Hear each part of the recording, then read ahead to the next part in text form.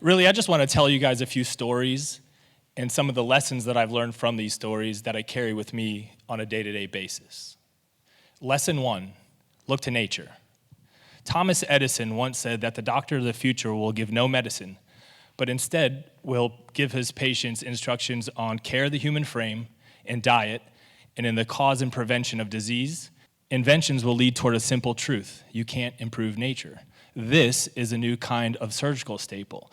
It's meant to mimic a porcupine's quill. The petal tips let you heal faster, it holds better, and it actually causes less tissue damage. Lesson number 2, allow the body to heal itself. About 3 months ago, I gave a chiropractic adjustment to a 4-year-old who was having trouble hearing. He had hearing aids, there was a ton of antibiotics in his system, and he was about to have a second set of tubes put in. After the adjustment, the hearing came back. And I know it sounds crazy, but guys, I promise it happened. Lesson number 3, know when you can make a difference and when you can't. Another time, a guy came into my office and had to army crawl in. He was in so much pain that he was shaking and crying. Kind of like I'm shaking right now. When I got him onto my table and did an exam, it wasn't chiropractic. He was getting worse, so I called the ambulance, and by the time they showed up, he was vomiting in my bathroom. I heard later from his wife that he had a perforated colon, that's a tear in your intestines, and he was leaking into himself. The ER said that he was a day away from dead and so septic they had to open him up, flush him out, sew him up, antibiotics. It was a mess. He was super lucky to live. Lesson number 4, integration is key. For the longest time, people used to think that muscles and bones alone were the primary movers and structures of the body. But we now know that it's this gristly, fibrous, cobweb material called fascia that's the true scaffolding. That piece of fascia that you can see goes from the bottom of your foot all the way to the top of your head. And there are 12 of these straps. The straps basically go from back to front, top to bottom, from arm to arm, and along the sides, like sailboat riggings. There's a harmony in the balance that's created between the two tensions, right? Balancing to create harmony is what Chinese medicine is all about, right? Yin and yang. Upcoming is the Ni Jing. This is the 5,000-year-old encyclopedia of Chinese medicine. The Chinese had balance figured out a long time ago. There are herbs and acupuncture points all through this book. The acupuncture points are aligned into certain patterns that travel through your body. And guess what? There's 12 of them. And they go from arm to arm, top to bottom, front to back, and along the sides.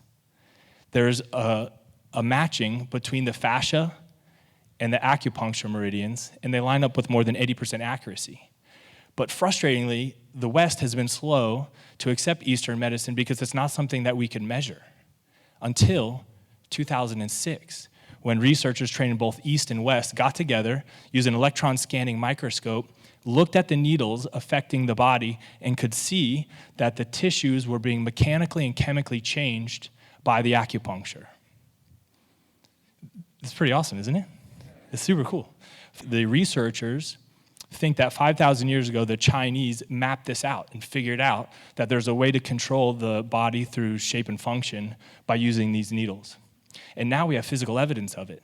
It's a balancing, a yin and a yang of Eastern and Western medicine, hopefully. Lesson number 5, look to the past. This is Alexander Fleming. He discovered antibiotics in 1928 when a mold particle floated through his window, landed on a bacteria that he was cultivating in a petri dish called Staph aureus, and killed it. That's the origin story of penicillin. And it was awesome for like 15 years, but then the bugs found a way around it. It's a way to make another drug, and another bug, and another drug, another bug. It was an arms race. And then, in the year 2000, MRSA was born. Methicillin-resistant Staph aureus. These are bugs that are resistant to everything we have. But then, in 2012, 2 friends got together and found a digital copy of Bald's Leech Book. It's a 12th century medieval text that contains remedies for everything from possession by the devil to warts. One of the conditions said red hot eye lumps, and written next to it, handwritten, it said "Se beste lecodome," the best medicine.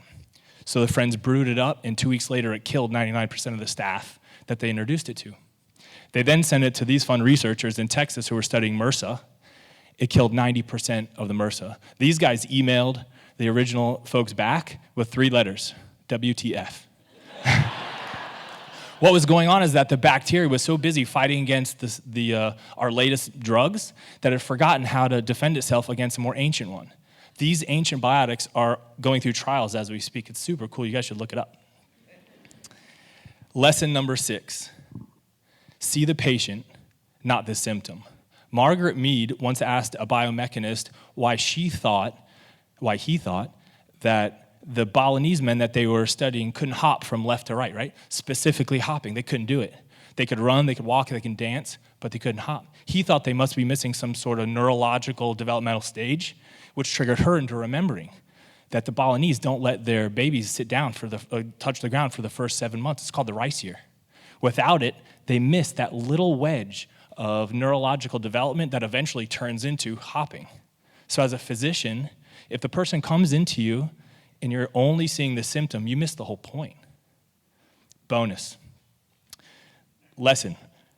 Stay current. Remember the fascia that we were talking about earlier? There's a friend of mine in the audience who's a surgeon, and he was telling me that they now try to avoid fascia as best as possible for the patient's best outcome. These stories, these lessons that I've learned, and others, are what I take with me and my career as a doctor. Others have other lessons. And to me, that is the art of medicine. The end.